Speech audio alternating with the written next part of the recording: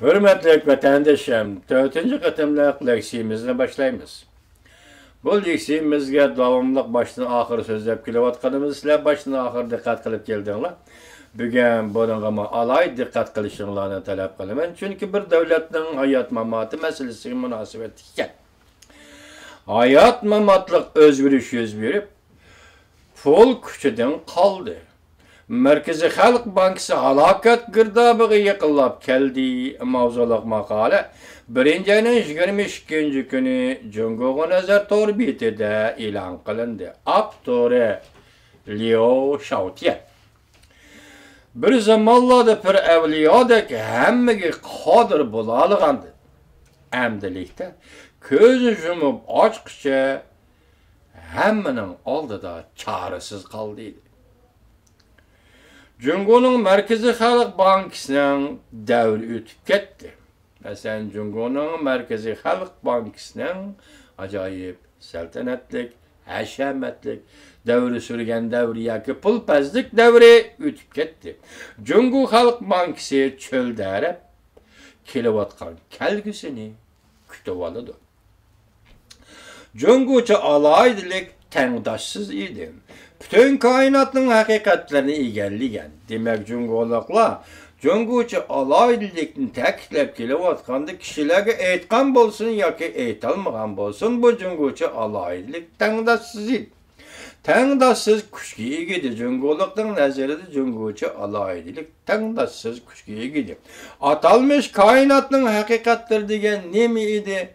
Cungo'luklar kişiliğe aytmaydi. Lekin Li Shaotian efendinin aytishicha alayda tengdaşsızlık yoki kainatning haqiqatlarini egallash deganda kainatning haqiqatlari pulni besib tarqitish, pul besib tarqitish har qanday o'tkalga jiddilik kelganda yoki iqtisodda krizisga yo'liqish paytida yetib kelganda Xitoy hukumatining qiladigan birdan bir ishi pul besib tarqitish. Şunun bilan iqtisodni taraqqiy qildi deyish, 7% aldık, 4% aldık deyish, mana bu Cungo'cha alaylik. Pul besib tarqitish. Pul obrat qatnashamdi. Pul qimmat yaratamdi. Pul boylik yaratamdi. Buni hech qachon o'ylashib boqqan emas. Faqatla pul bilan ta'minlasalar, pul qo'ldan chiqib tursalar, pul kimga qanday ziyon solishdan qat'iy nazar Cungo hukumati dal mana shunday pul besib taqitishni Cungo'cha alaydilik deb atab kelgan edi. Mesela bu hazır kelgan vaqtida pul besib tarqitish bilan barliq masalalarni hal qilish deganlik edi. İqtisod Cungo'da qo'rilib qoldi. Pulni tarqitib hal qilish kerak. Mablag' solay desa pul yo'q. Pulni besib tarqitib hal qilish kerak. Nekrozlangan bank hisobot shakllanib bo'ldi. Pul besib tarqitib hal qilish kerak. Gumron bo'lish to'lqini yetib keldi. Shirkat korxonalarning gumron bo'lish to'lqini yetib keldi. Pul besib tarqitib hal qilish kerak. Ishsiz qilish to'lqini yetib keldi. Pul besib tarqitish bilan hal qilish kerak. Pul besib tarqitish nurg'un masalalarni hal qilib qolmasdan, yanada pul pahalligini cheklab Xitoy xalq pulining qimmatini o'stirgilin bo'ladi-da. Shunga o'tmishda Markaziy Xalq Bankasining ajoyib kunlari bo'lgan edi. Pulpazlik kunlari bo'lgan edi. Xuddi bir avliyoda kuchga to'lgan edi. Lekin vaqt o'zgardi deydi Abdur. Zamon o'zgardi deydi Abdur. Muhit o'zgardi deydi Abdur. Shunga pulni ishonch va inovat qolmadi. Yuqorqidagi chorlar bilan chekdan oshirib o'tganda Markaziy Xalq Bankasi amdilikda deydi Abdur Li Shaotian efendi çoşqıga o'xshash chorasiz qoldi. Endi bu so'zni bu yerda ishlatmasligimiz kerak edi. Bir madaniyat kerak bo'lishimiz kerak edi. Biroq buni Li Shaotian efendi o'zi tilga olibdi. Biz bu qo'pol so'zni endi chorasiz qoldi degan so'zlar ifodalasak bo'ldi. Yana o'xshashlar pul besib tarqitib lekin iqtisodning taraqqiyotini harakatga keltira olmadi. Öy imoratning bahasini o'stirolmadi. Biz arliqda öy imorat bahasi tushib ketdi degan edik. Buni o'stirmoqchi bo'lyapti hukumat, lekin buni o'stirolmadi deydi. Shirkatlar gumron bo'lganda qarab turishga majbur majbur bo'ldi.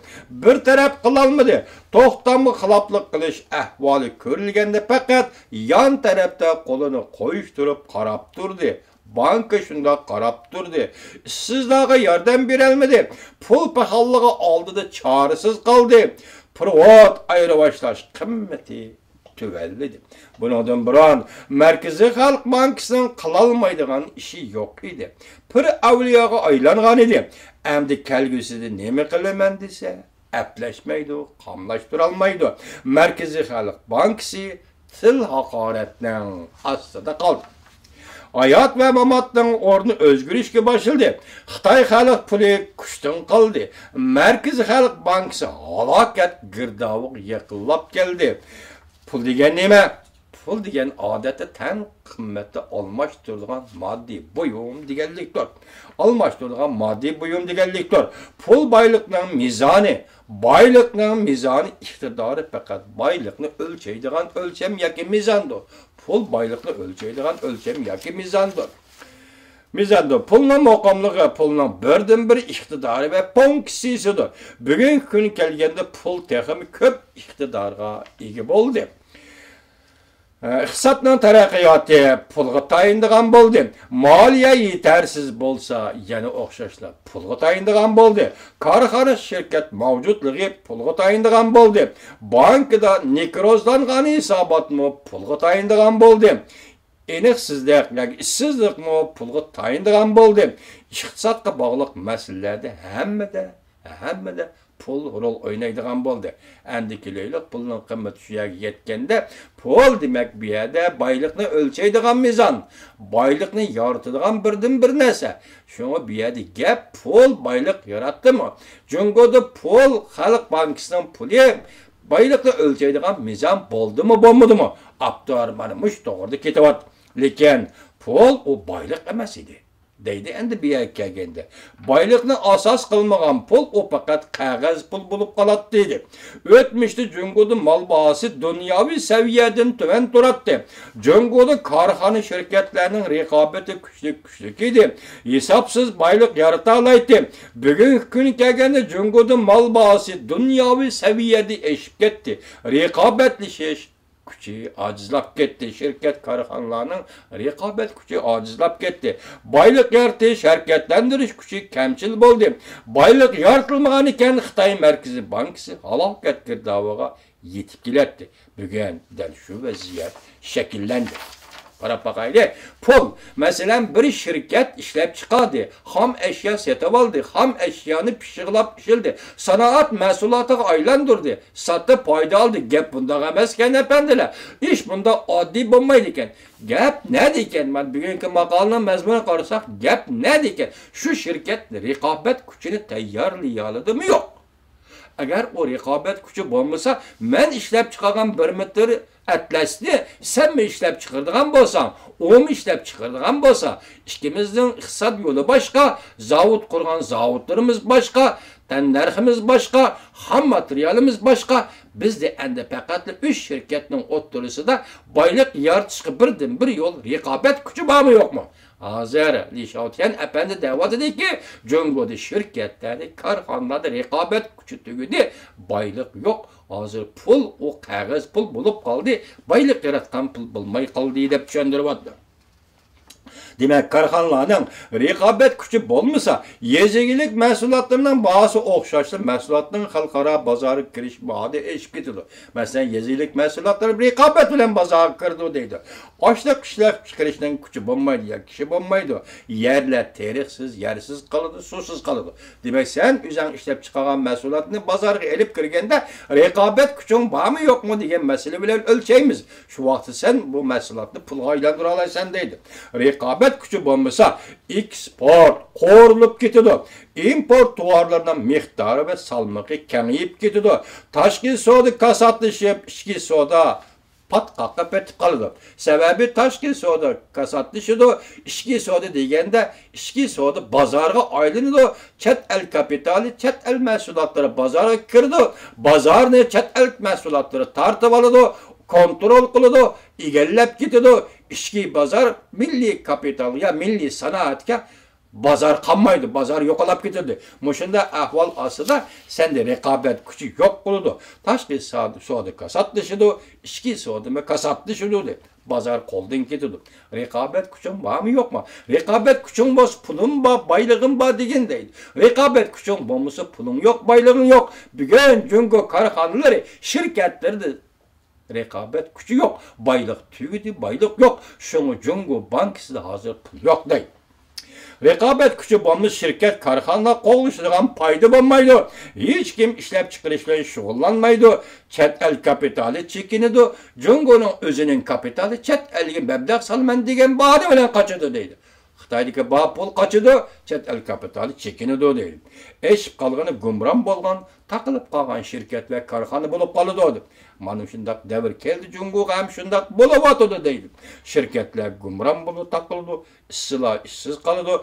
Demek buranqı cemiyet işsizlarla gaylap жүрген yomпын pırıltarla mavuzdan aytkan pırıltarlarga yeni pırıltarlı yeni işsizlar koşuludu. Bu koşun bilen cemiyetinin ijtimai davalgışı, siyasi davalgışı yetip kelidi. Jungo del muşu basqışqa, muşu devirge kirip geldiydi. Mal bahası uçkandek örlüse, hükümet bilen fuqaralar pulga ihtiyacı bolup kalıdı. Devlet pulga ihtiyacı boludu. O halda Xitayning Merkezi Xalq Bankası fakat pul besip çıkarış qilib mecbur boludu. Merkezi Bankının pul besip çıkarışı pul pahalılığın tizilipde kalmasdan privatning katimsanımı, kımmetimi, tegiştin kımmetimi hem düşüp gidiyordu. Bunda ahvalı karxanalar şirkette rekabet küçüdün texim ayrılıp kalıdı. Demek hazır bugün sözlevatkan söz, rekabet küçü kene karxananın şirketinin rekabet küçü bağ mı yok mu deydi. Xalqdan turmuşu qiyinlashidi. Yani köplep pul besip chiqarishga majbur bo'ldi. Jungo dal mana mushkini yetib keldi, xaloyiq deb ogohlantirish berib shu soat deydi. O bir xil davr qilib turadigan narsa, balki yaxshi sifatlik davr qilsa bu yerda foyda bor. Yomon sifatlik davr qilsang siyosiy iqtisodda foyda yo'q. Sen foyda ololmaysan deb.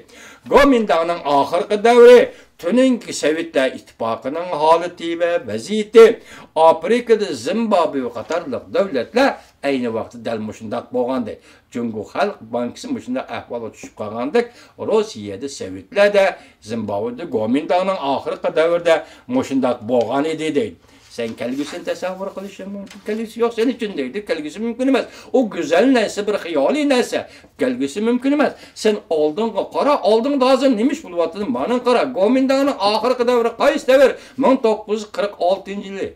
20. asrning 1946-yili Gomindan shu vaqtda Fabi tarqatdi. Fabi oltin zayun deyishga bo'ladi. Shuni tarqatdi 46-yili Gomindanning moliya gumron bo'ldi. 47-yili 1 yil o'tdi Gomindan taslim bo'ldi.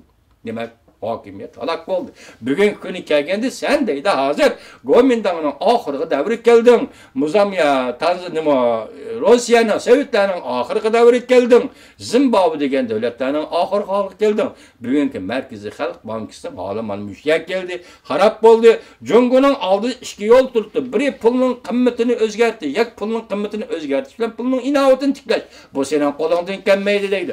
Agar pulning inovatini tiklayalsang, iqtisodda burilish hosil qilishing mumkin, yana boshqa yo'l tepishing mumkin deydi. Agar buni qilolmasang, sen bu yo'ldan chiqolmaysan dedi.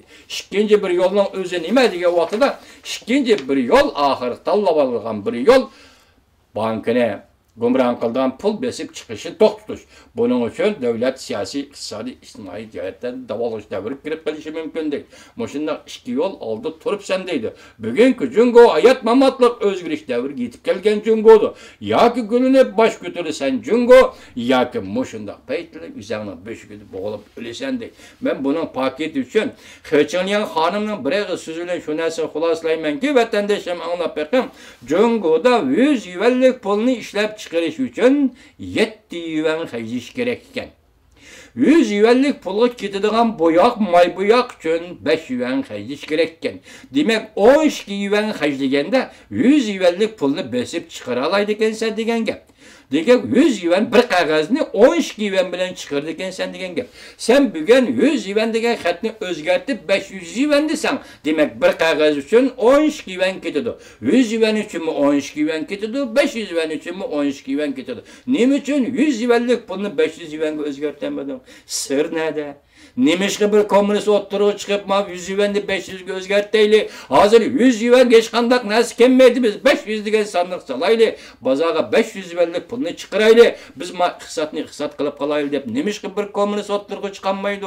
Nemişki bir Xitay iqtisat şunas oturuğa çıkanmaydı. Qoqudu. Vatandaşım qoqudu. Nemeden qoqudu? 1946-yılı Gomindan şundak kılıp abi taqatkan edi. Bir yıldan keyin gumran oldu. Bugün 100 yuvan bilen 500 yuvanni almashtırıp cemiyetga taqitlash halokat eng oxirgi qatim gumran bo'lishdan signal. Şuna 100 yuvanni 12 yuvan hajlab ishlab chiqarsam chiqirmanki, hergiz bu sonni 500 ga o'zgartmayman. 500 degan son bilan bu pulni birlik hisobida cemiyet chiqamayman. O'zimni saqlab qolaman deb.